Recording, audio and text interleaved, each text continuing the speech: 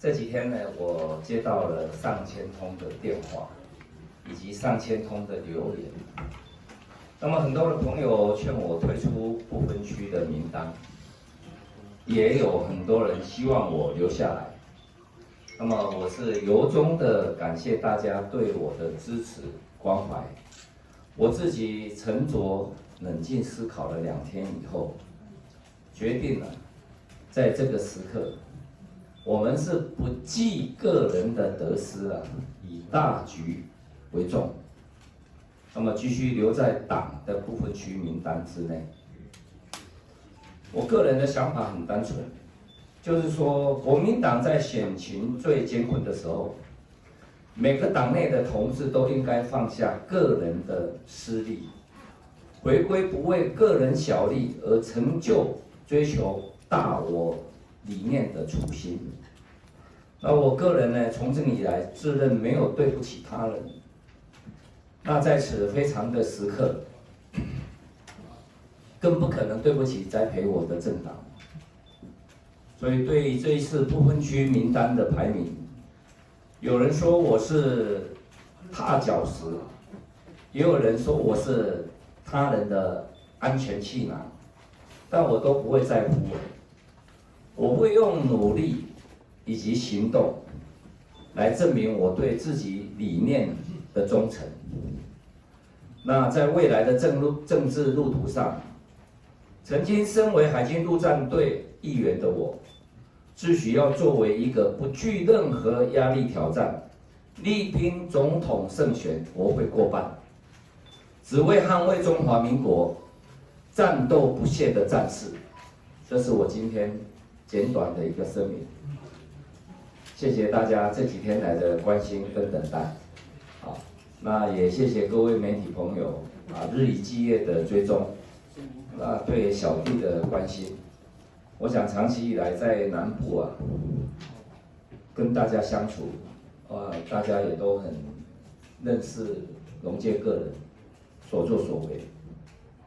所以有一些误解，那么在这边呢一并澄清了，就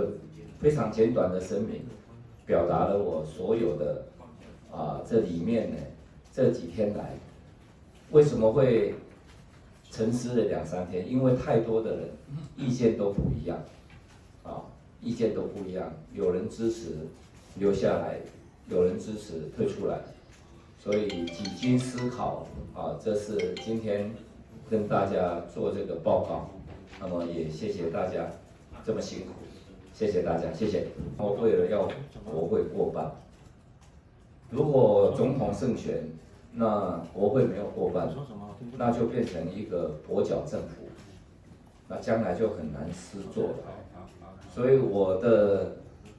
退出跟不分区的选情，我想每一个从政党员，他们在基层争取的每一张选票，我们的共同目标就是总统胜选，立法委员在国会能够过半。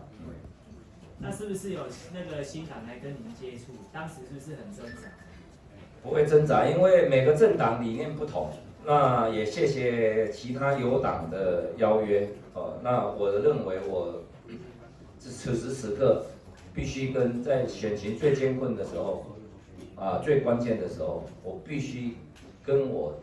栽培我的政党站在一起，这是必然的。当然是希望每一个人都留下来，这是主席的职责。那我们每一个人为了这个党的理想，为了让中华民国更好，我们会做我们选择对的决定，继续捍卫下去。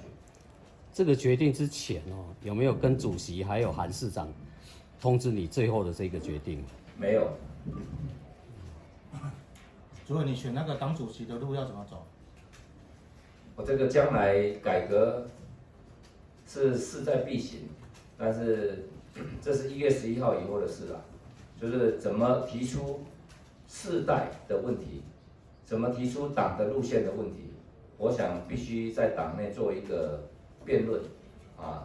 尤其是路线跟世代，这个是需要大家共同来努力也有很多基层的庶民，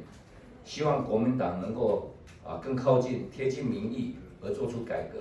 我想这些都是我们将来努力的目标。